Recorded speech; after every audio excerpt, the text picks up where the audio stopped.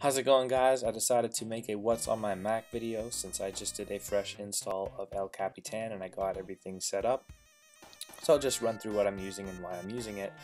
But before we get started, just so you know, I have the 2013 15-inch Retina Macbook Pro with the quad-core i7 processor, clocked at 2 GHz, 8 GB of DDR3 memory, and 256 GB of storage space. 60 GB of which is allocated for a Windows partition that I don't really use too often. But let's get into this here. So I'll start off with Google Chrome, of course. Google Chrome, you guys don't really need an introduction. It's just a very popular, fast browser with a lot of third-party extensions that you can choose from. The Chrome or the web store is awesome as well. Google Chrome is just a really customizable browser. It's really quick, and I'm totally happy with it. Moving on to ScreenFlow, which is the software I use to not only capture my screen on my MacBook, but also edit my videos with. It's a very simple editor. It doesn't really have a lot of features in the way of editing, which is fine because I am not an intense editor by any means. It's not free, of course. It costs like $100 last time I checked, but you can get torrents of it or just buy it, of course, which would be the better thing to do if you can afford it. Moving on, we got iMessage here. So I have an iPhone 6 and I'm able to, send and receive text messages through iMessage, which is awesome. And not only messages, but I can also talk on the phone as well through my MacBook if my phone isn't near me, which is really cool. It's one of the reasons I'm still on an iPhone and not Android.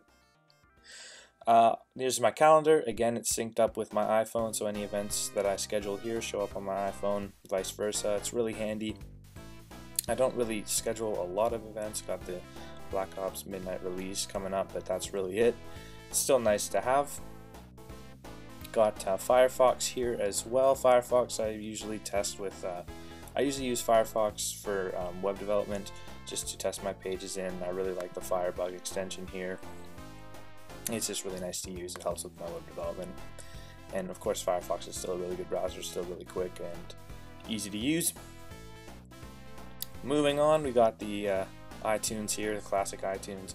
I don't actually really use iTunes all that much. I do buy all my music, but I usually just buy it through my phone and call it a day. I don't really have a need for iTunes other than to back up my data, but I'm pretty sure iCloud does that anyway, so I don't even know. I just have it here because I can, I guess. NetBeans is just what I use for Java development. There are a couple other editors as well that I use, or IDEs that I use, but NetBeans would probably be the main one. And then for most of the development I do, I just use Sublime Text. In this case, it's Sublime Text 3. It's an awesome editor. Tons of plugins that you can use, tons of themes. It looks really sexy. It's really fast, lightweight. Definitely the best editor that I've ever used, the best text editor. And I think that's pretty much it. Let's see if I'm missing anything. Oh yeah, XAMPP for PHP development. And then there's a lot of other applications here that I don't use. I do use Notes, but like I never use reminders, maps, mail, rarely use Safari, FaceTime, Photo Booth, but those are all built in. I can't really remove those anyway. But yeah, I think that's pretty much it for this video. Oh yeah, and of course Skype. I don't know if I talked about Skype yet, but I mean, I definitely use Skype all the time. I love Skype. Yeah, other than that, I think that's pretty much it, guys. So thanks for watching. If you guys have any questions or comments, definitely leave them below and tell me what you guys are using on your Macs as well. I'll catch you guys in the next video.